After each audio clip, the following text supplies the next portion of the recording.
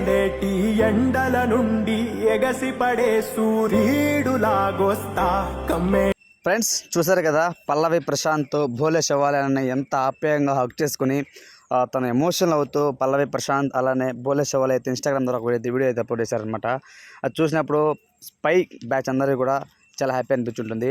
ఎందుకంటే పల్లవి ప్రశాంత్ పాపం ఏ తప్పు చేయకుండా తను స్టేజ్కి తీసుకెళ్ళి చాలా ఇబ్బందులు పెట్టారనమాట కొంతమంది పోలీసులు, అట్ ది సేమ్ టైం కొన్ని media channels, at the same time కొంతమంది యాంకర్స్ అనమాట.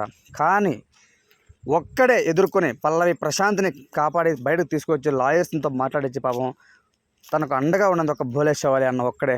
సో భోలే అంటే హీరో, హీరో అంటే భోలే అని ఒక పాటతోనే కాదు తన చేతల ద్వారా చేసి చూపించాడు భోలే అన్న.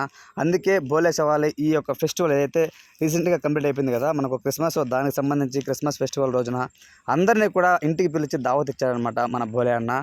పల్లవి ప్రశాంత్ చూడండి ఫ్రెండ్స్ ఎంత ఎమోషనల్ అవుతూ ఉన్నాడో. ఎందుకంటే తన హౌస్లో ఉన్నప్పుడు ఎంతో సపోర్టివ్గా ఉన్నాడో, అట్ ది సేమ్ టైం బయట వచ్చిన తర్వాత కూడా తనకు నిలబడిన ఫస్ట్ పర్సన్, స్టెప్ అవుట్ అయి వచ్చిన పర్సన్ వచ్చేసి భోలే అన్న. దాని తర్వాత సందీప్ మాస్టర్, జ్యోతిరాజ్ మ్యామ్, దాని తర్వాత టేస్ట్ తేజ్ అందరూ కూడా వచ్చారు.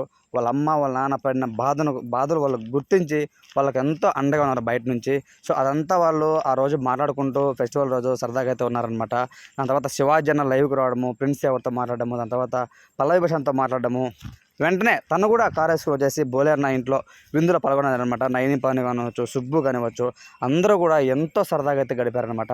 పాపం పల్లవి ప్రశాంత్ బయటకు వచ్చిన తర్వాత చూస్తే ప్రతి ఒక్కళ్ళు కూడా అప్రిషియేట్ చేయాల్సిందే. ఎందుకంటే తను ఏ తప్పు చేయకున్నా సరే బయటకు వచ్చిన తర్వాత ఎంతో మాట్లాడవచ్చు, నేను ఏ తప్పు చేయలేదు అయినా సరే అని, అంటే రకరకాలుగా చేస్తారు చాలామంది మీడియా ఛానల్స్ ఇంటర్వ్యూస్ ఇచ్చుకుంటా.